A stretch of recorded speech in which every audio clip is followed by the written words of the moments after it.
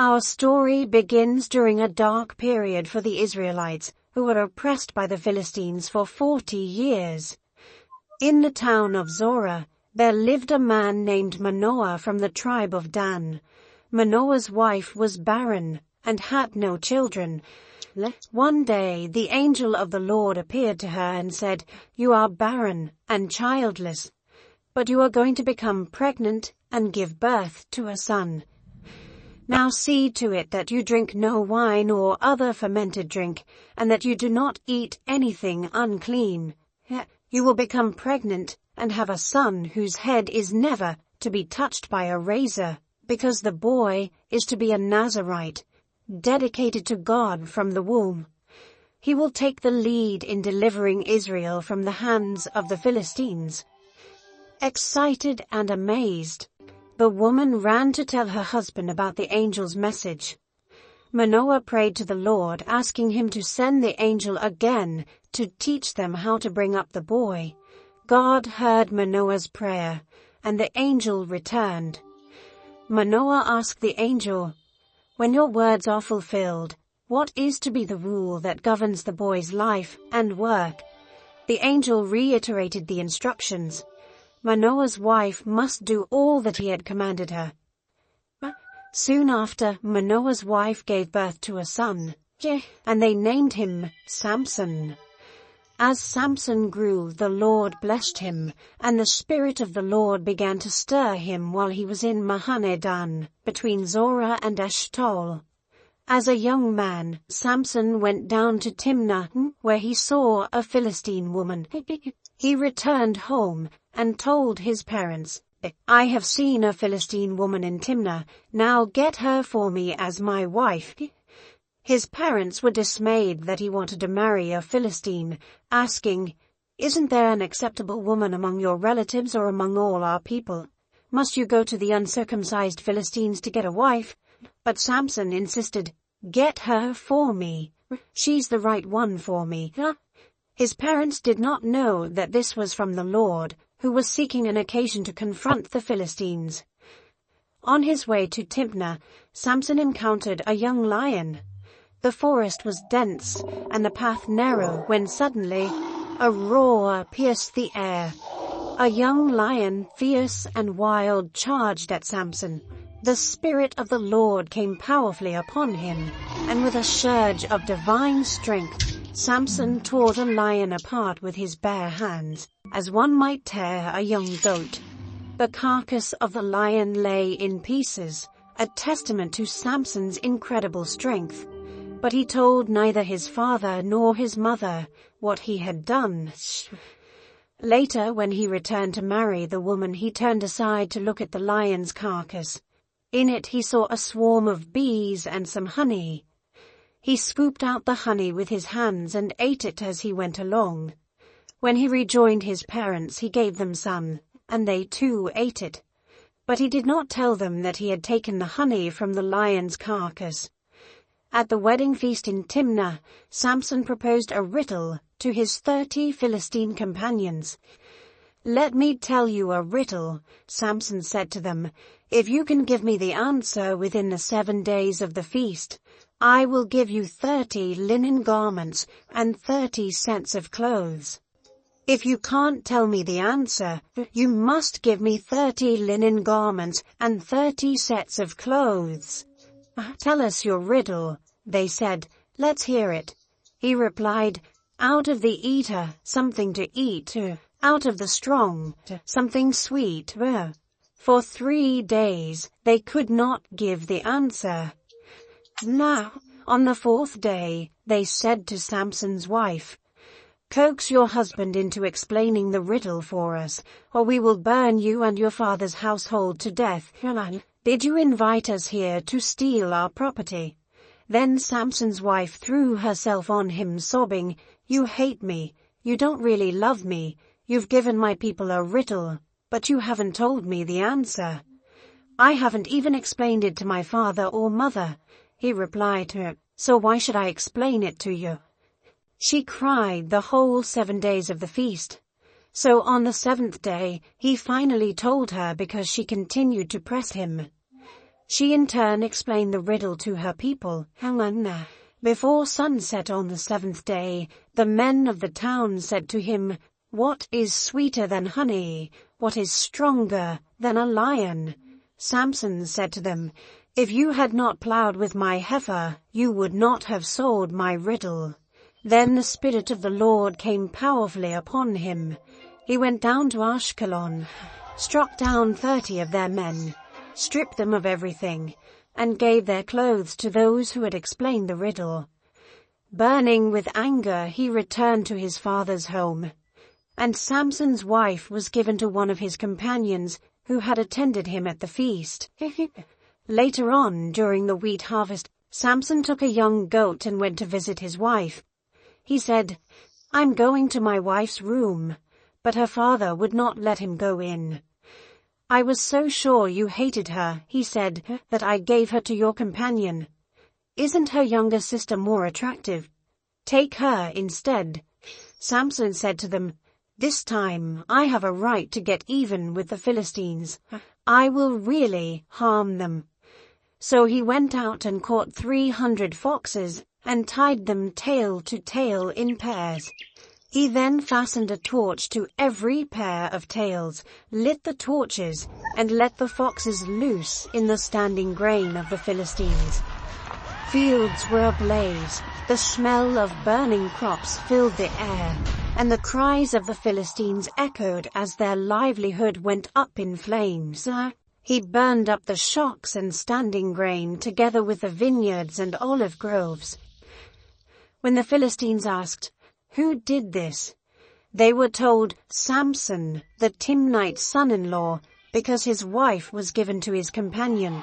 So the Philistines went up and burned her and her father's house down. Samson said to them, "Since you've acted like this, I swear that I won't stop until I get my revenge on you." He attacked them viciously and slaughtered many of them. Then he went down and stayed in a cave in the rock of Etam. The Philistines went up and camped in Judah, spreading out near Lehi. The people of Judah asked, "Why have you come to fight us?" "We have come to take Samson prisoner," they answered, "to do to him as he did to us." Then 3,000 men from Judah went down to the cave in the rock of Etam and said to Samson, "Don't you realize that the Philistines are rulers over us? What have you done to us?" He answered, "I merely did to them what they did to me." They said to him, "We've come to tie you up and hand you over to the Philistines." Samson said, "Swear to me that you won't kill me yourselves." "Agreed," they answered. "We will only tie you up and hand you over to them. We will not kill you." So they bound him with 2 new ropes and led him up from the rock. As he approached Lehi, the Philistines came toward him shouting, "Samson!" The Spirit of the Lord came powerfully upon him. The ropes on his arms became like charred flax, and the bindings dropped from his hands. Finding a fresh jawbone of a donkey, he grabbed it and struck down 1,000 men. The ground was littered with the fallen. Samson standing tall, bloodied, but victorious, the jawbone clutched in his hand. Then Samson said, "With a donkey's jawbone I have made donkeys of them. With a donkey's jawbone I have killed 1,000 men." When he finished speaking, he threw away the jawbone, and the place was called Ramoth Lehi. Because he was very thirsty, he cried out to the Lord, "You have given your servant this great victory. Must I now die of thirst and fall into the hands of the uncircumcised?" Then God opened up the hollow place in Lehi, and water came out of it. When Samson drank, his strength returned, and he revived. So the spring was called En-Hakkore, and it is still there in Lehi. One day, Samson went to Gaza, where he saw a beautiful woman. He went in to spend the night with her. The people of Gaza were told, "Samson is here." So they surrounded the place and lay in wait for him all night at the city gate. They made no move during the night, saying, "At dawn we'll kill him." But Samson lay there only until the middle of the night. Then he got up and took hold of the doors of the city gate, together with the 2 posts, and tore them loose, bar and all. He lifted them to his shoulders and carried them to the top of the hill that faces Hebron. The sheer power required to uproot and carry city gates was a display of Samson's incredible strength and defiance.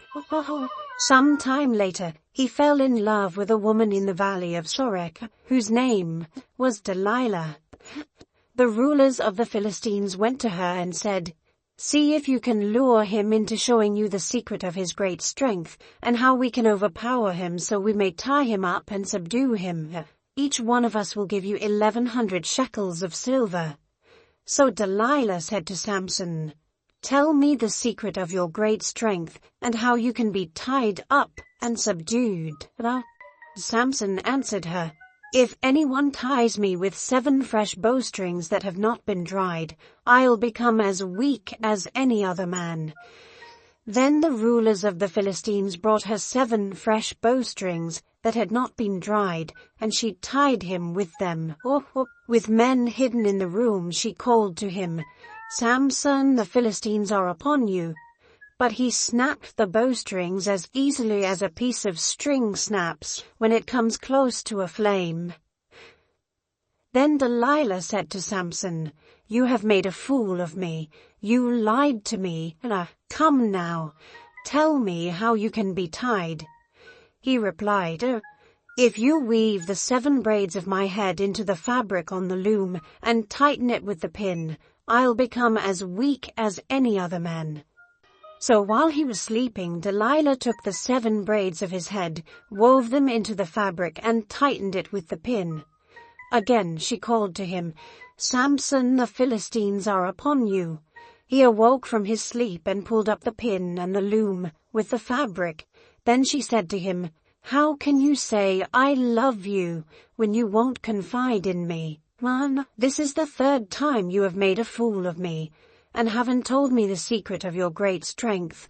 With such nagging she prodded him day after day until he was sick to death of it. So he told her everything. "No razor has ever been used on my hair," he said, "because I have been a Nazirite dedicated to God from my mother's womb. If my head was shaved, my strength would leave me, and I would become as weak as any other man." When Delilah saw that he had told her everything, she sent word to the rulers of the Philistines, "Come back once more. He has told me everything." So the rulers of the Philistines returned with the silver in their hands.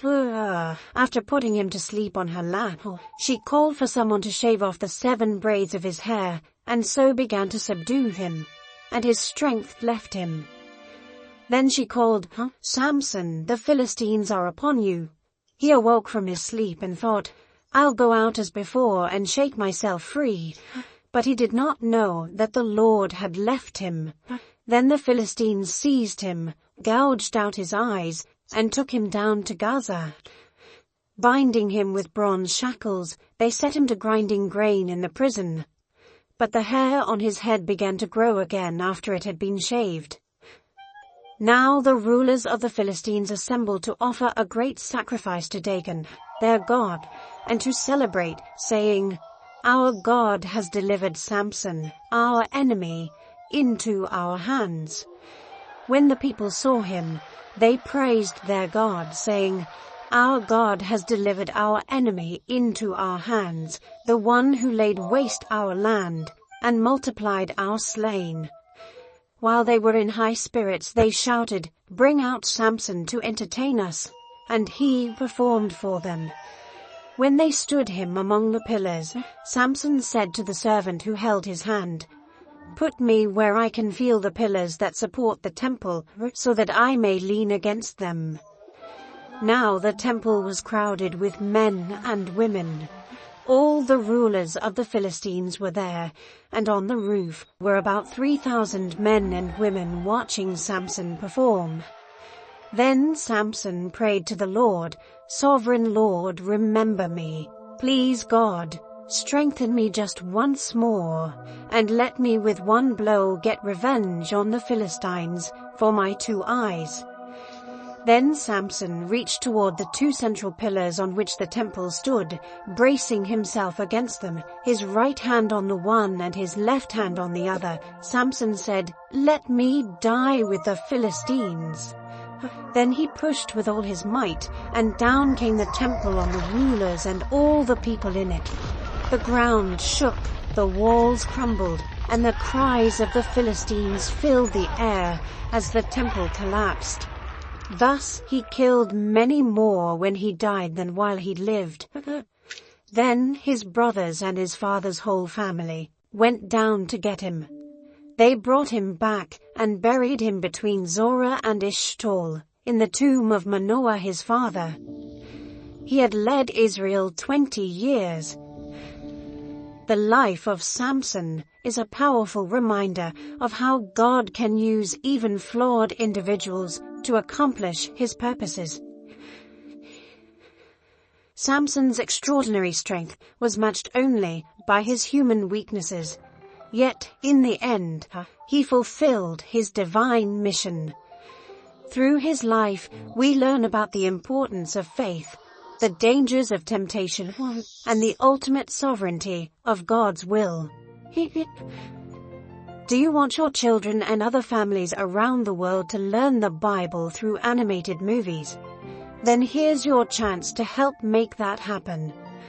Our vision is to create full-length Bible movies that tell all the stories leading to Jesus, something mainstream media like Disney would never do. All of our content is free and available on YouTube, but ad revenue alone is not enough to support our mission. By joining our community on Patreon, we can together create these incredible films and spread the Bible stories to the next generation. In return, we offer you exclusive perks for your entire family. Thank you for being a part of this amazing mission. If you enjoyed this video, please subscribe to our channel and press the bell for notifications of our newest videos. Make sure to like the video, comment your thoughts, and share it with your friends and family. Thank you for watching.